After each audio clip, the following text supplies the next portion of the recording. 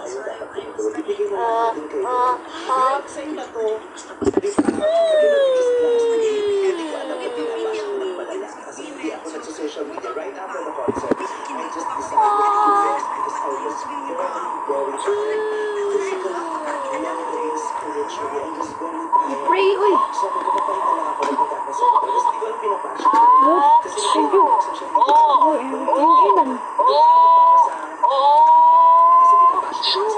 So, hindi naman ako mabasa. Hindi ako nagbabasa. Tapos, sabi ko talaga, kaya kasi sinasabi na, okay ako kasi hindi ako nagbabasa. Tapos, pero alam ko kung ano nangyayari. Kasi sabi ko, Lord, hindi ko naman hawak ang cellphone.